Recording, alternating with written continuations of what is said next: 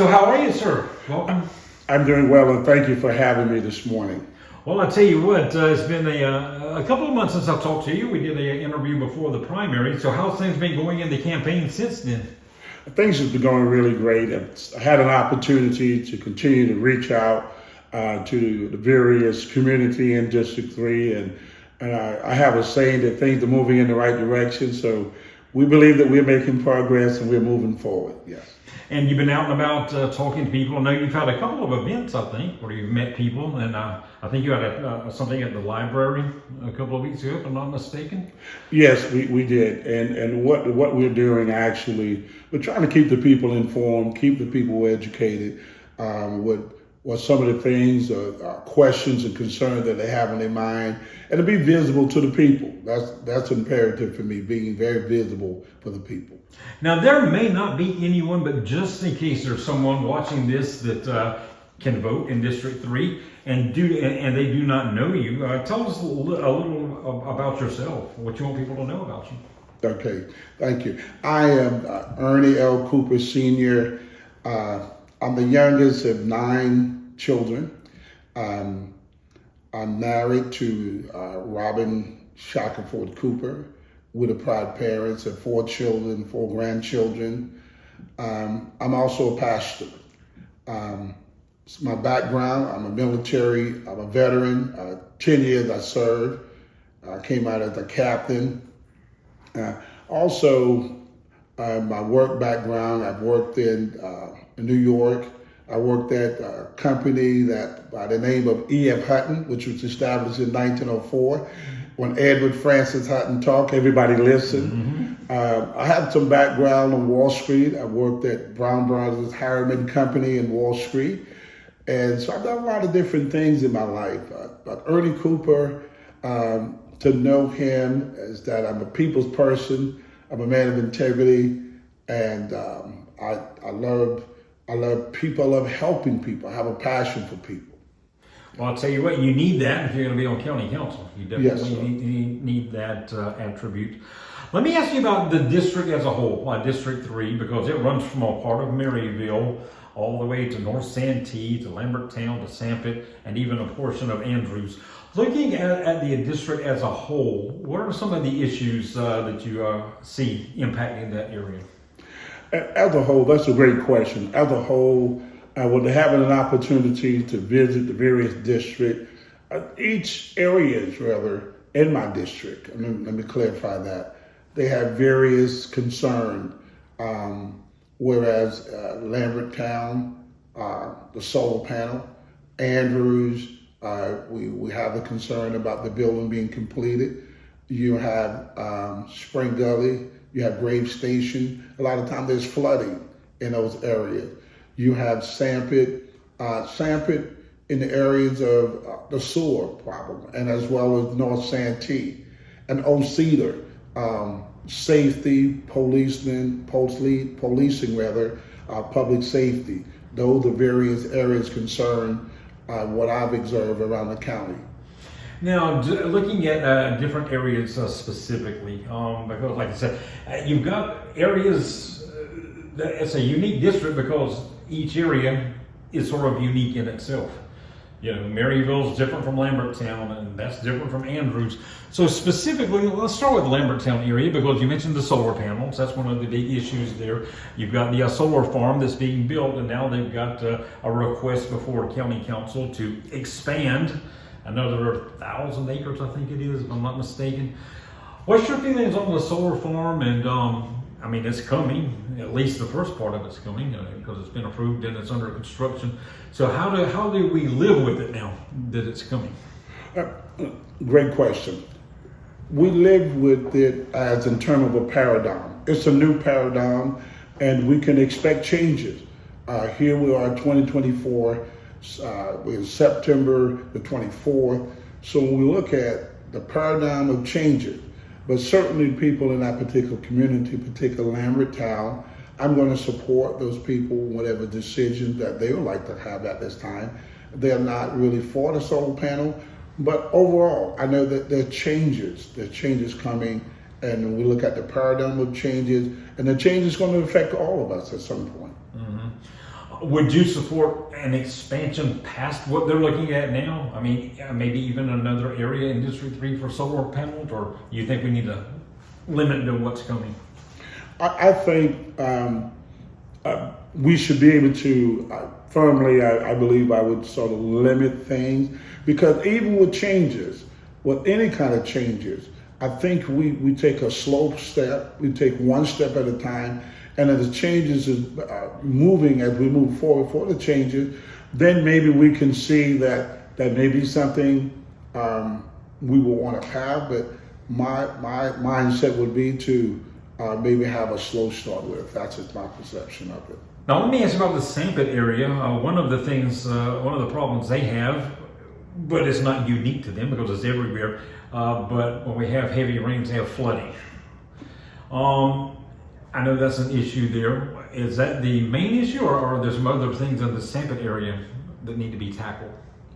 I don't think just flooding. You made mention of flooding, but I think one of the main issue there in the Sampit, and spending my time there, is a long overdue sewer situation. Here we are in 2024, and they have sewer problems where perhaps certain areas of the community not able to have a laundromat, not able to have a convenience store. Why? Because you don't have the appropriate sewer. So that's, to me, is the big problem. I think you need to have be able to have a convenience store in your community, a laundromat in your own community. Every community needs to have that. And how about the North Santee area? What's some of the issues that you might can help them with? Well, North Santee and Sampit, they're really next door neighbors. Yeah. They are so close until they're really experiencing, from what I've observed and having an opportunity with the people, very similar situation. Where, for example, I had an opportunity to spend some time around Zion AME Church, and my heart aches for those particular people in that community. It's 2024, and they don't have sufficient sewer in 2024, and this is a church, and it goes from the church to house into the home. So it's a similar problem that Sampit is dealing with in the Santee area. Mm-hmm. And how about your portion, or the District 3 portion of the Maryville area? Anything unique there that needs to be tackled? Basically for the Maryville area, my portion, what I've looked at and the people that I've met there in Maryville, their biggest concern, the people that I've spoke with, is policing, safety, crime. That's the feedback I've gotten from the people that I've spoke with. And Andrews, of course, Andrews has its town council and mayor, so they deal with a lot of the things. But what can county council do to help some of the problems in Andrews that they're facing? I think one of the biggest things that the county council could do is collaborate together. If I'm elected, I want to be able to have a strong force, a team that help Andrews, but not only Andrews, but because you asked the question about Andrews, the building that's not completed. I don't know if you had an opportunity to go to the current building. The building is extremely old. There's a lot of mold in there. No one should be working under that condition, that circumstances, working in that, because now, when you spend that amount of time in that building and working there, what about the side effect, the health issues? So let's do what we can and see that we move forward with that particular building, and hopefully things can move forward. Yeah, and that stems back from the 2014 bond referendum and the issues that arose after that. It's, of course, tied up in court now in a lawsuit. Is there anything council can do besides wait for the outcome of the lawsuit? Or is that what we have to do now to see what happens with that building? I really would need to do further research on that. I'm not aware of that at this time in terms of what that can be done. Mm-hmm. But certainly, if I'm given an opportunity to research on it, I can respond to the people much better. Now, if you are elected, let me ask you this, because there's no secret that there's, I don't want to say bad blood, but some tensions, I'll put it that way, between Mayor Frank McCleary and County Council I mean, they're involved in a lawsuit with each other. So, yeah, I mean, it's understandable. Do you think you can be sort of a peacemaker between county council and the leadership in Andrews to try to help them get along better? I'm glad you asked that question. It brought a big smile to my face. I am a peacemaker. Wherever I go, I believe that I'm a peacemaker, and I believe that given the opportunity to serve, I really believe that I can be the difference with Andrews, not only Andrews, but with all of the community. But since you made mention of Andrew, I believe I would go in as new blood and having opportunity to win the chairman and the other council members. So let's collaborate together. And it's a saying that I believe, be kind one to another, tenderhearted, forgiving one another, even as Christ has forgiven us. So we forgive and we move forward. I'm a firm believer in that. Now, one more question about Andrews, and that's the EMS, of course, the ambulance, a decision made by the county to move the ambulance out of Andrews to the Big Dam area. So Andrews does not have an EMS unit inside the town limits.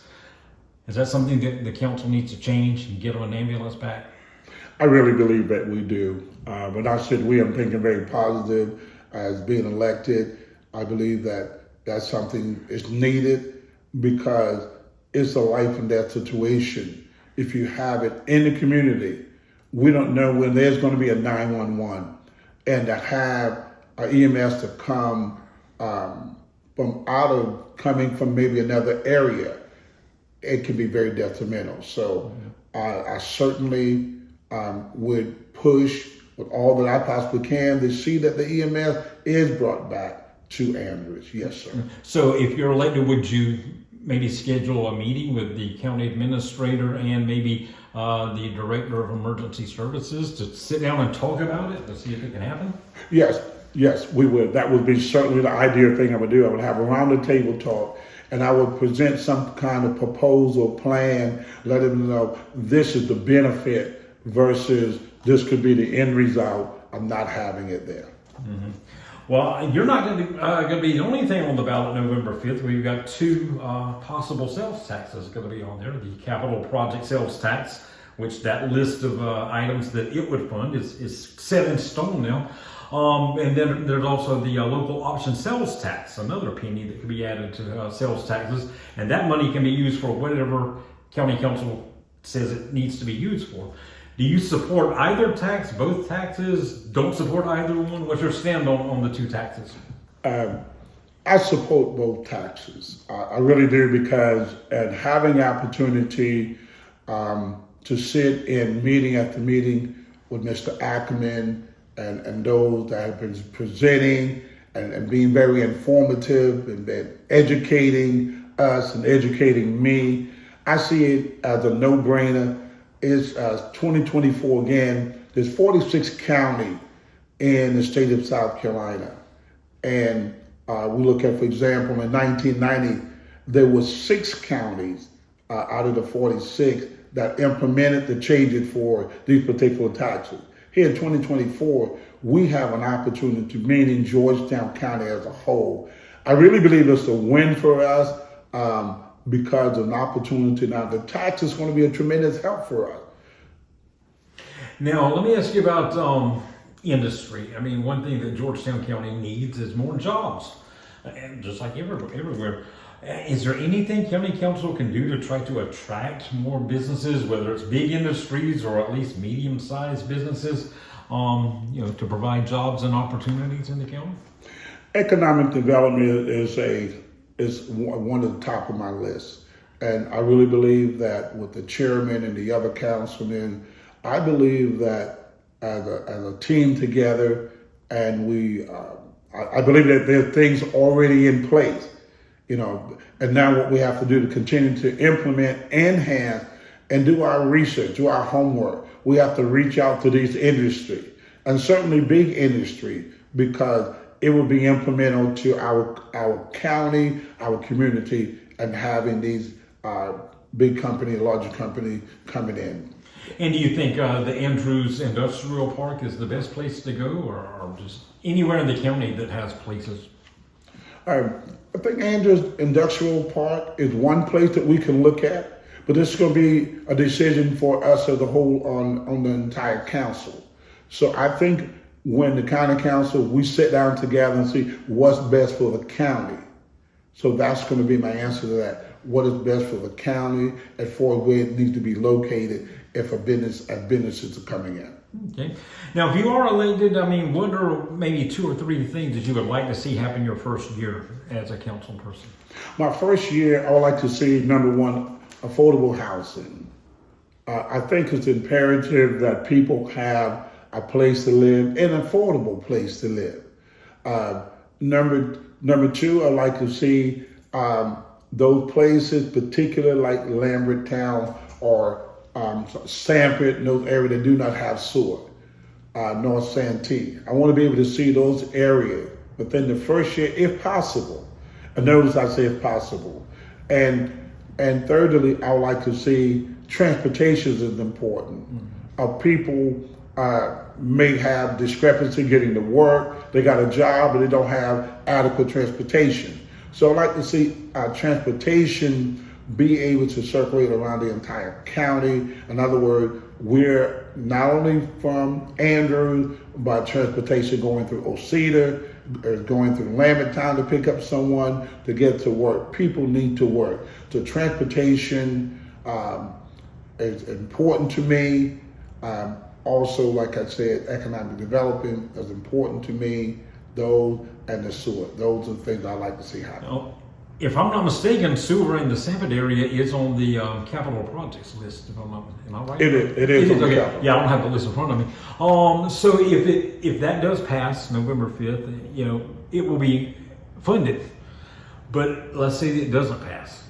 Do you think council needs to then try to find a way to fund it? Absolutely, no hesitation.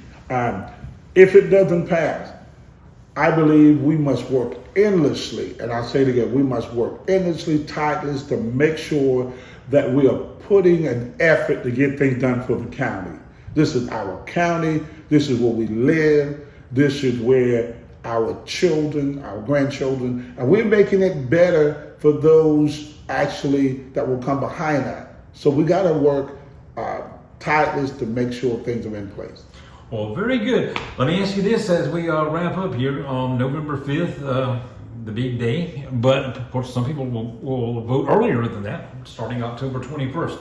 So whether it's early or on election day, why should people vote for Ernie Cooper for county council?